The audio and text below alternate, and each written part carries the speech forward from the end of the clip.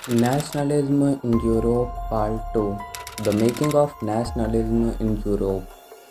तो इस वीडियो में हम लोग देखेंगे कि यूरोप में नेशनलिज्म की फीलिंग कैसे एमर्ज हुई। तो 18th सेंचुरी से पहले यूरोप में कोई भी मॉडर्न स्टेट नहीं होते थे। जैसे आज हम लोग देखते हैं इटली, जर्मनी, स्विट्ज़रलैंड, लेकिन ऐसा तब नहीं था।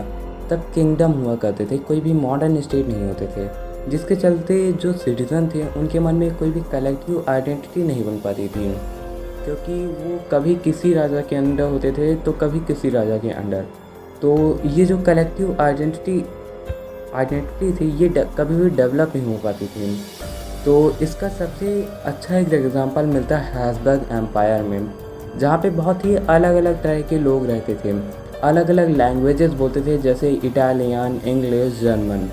तो इन सब के बावजूद, इतनी डाइवर्सिफिकेशन होने के बावजूद कैसे नेशनलिज्म की फीलिंग आई यूरोप में, यही हम लोग देखेंगे। तो मिड 18th सेंचुरी से पहले जो सोसाइटी थी, यूरोपियन सोसाइटी, वो मेनली दो क्लासेस में बटी हुई थी। एक थी एरिस्टोक्रेसी और दूसरी थी पीजेंट्री। तो जो एरिस्टोक्रेसी थी ये बहुत ही रिचर सेक्शन था। ये पॉपुलेशन में तो कम था, लेकिन बहुत ही ज़्यादा डोमिनेटिंग, बहुत ही ज़्यादा पावरफुल था। और ये लोग ज़्यादातर मोस्टली फ्रेंच बोलते थे और मैरिज से एक दूसरे से जुड़े रहते थे। और जो पीजेंट्री था, ये पीजेंट्री क्लास में बहुत ही ज़्यादा पुअर सेक्शन था ये, और ये नंबर में तो बहुत ही ज़्यादा था, लेकिन ये पावरफुल नहीं थे। तो मिड 18th सेंचुरी के बाद एक नई क्लास एमर्ज होती है जो इंडस्ट्रीज़ के चलते। तो जब इंडस्ट्रीज़ बढ़ती हैं तो उसी के साथ एक नई कमर्शियल क्लास एमर्ज होती है जिसको कहते हैं न्यू मिडिल क्लास।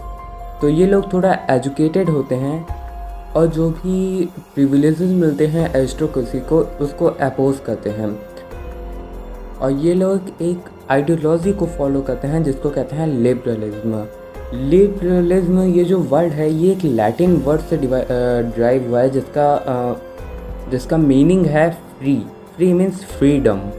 तो इन लोगों को फ्रीडम ऑफ इंडिविजुअल चाहिए, इक्वालिटी बिफोर लॉ चाहिए, government by the consent, constitutional government, end of autocracy and clerical privileges, और फ्रीडम ऑफ मार्केट। और इसी के साथ इनको जो फ्रीडम ऑफ मार्केट चाहिए, उसमें जो कस्टम ड्यूटीज़ थी उनका एबोलिशन भी चाहिए था, जिसके चलते इन्होंने एक यूनियन फॉर्म किया जिसको कहते हैं जोल्वरेन, जिससे सारे टैरिफ बैरियर हटा दिए और जितनी भी करेंसीज थी 30 करेंसीज में से 28 करेंसीज को एबॉलिश कर दिया गया।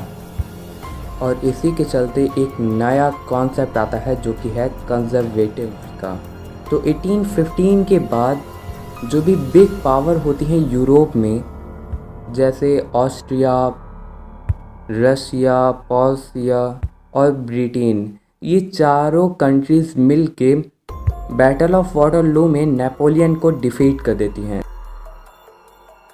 इसके बाद एक ट्रीटी साइन होती है जिसको कहते हैं ट्रीटी ऑफ वियना, जो कि ड्यूक मेटरनिख, जो कि एक ऑस्ट्रियन चांसलर था, उसके द्वारा होस्ट की जाती है। तो इसमें जो भी बर्बन डायनेस्टी होती है उसको रिस्टोर कर लिया जाता है। जो फ्रांस में बर्बन डायनेस्टी थी, जिसको फ्रेंच रेवोल्यूशन के बाद हटाया गया था, उसको रिस्टोर कर लिया जाता है। फ्रांस ने जो भी टेरिटरीज जीती थी नेपोलियन के अंडर में, वो सारी टेरिटरीज वो खो देता है और एक नई सीरीज़ ऑफ स्टेट फ्रांस की बाउंड्री पे लगाई जाती हैं, ताकि फ्रांस फ्यूचर में फर्दर एक्सपैंड ना कर सके। और जो भी टेरिटरीज जीती गई थी नेपोलियन के द्वारा, उसको अलग अलग देशों में बांट दिया जाता है।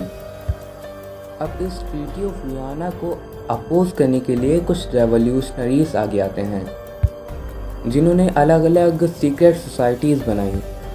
इनका मेन एम था ट्रीटी ऑफ वियना को अपोज करना और फ्रीडम और लिबर्टी के लिए फ़ाइट करना।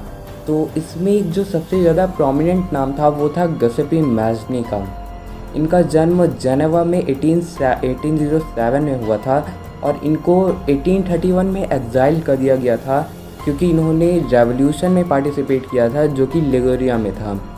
उसके बाद एग्जाइल के बाद इन्होंने दो सीक्रेट सोसाइटीज़ बनाई। एक थी यंग इटली, जो कि इन्होंने मार्सेल्स में बनाई थी, और एक यंग यूरोप, जो कि इन्होंने बर्ने में बनाई थी।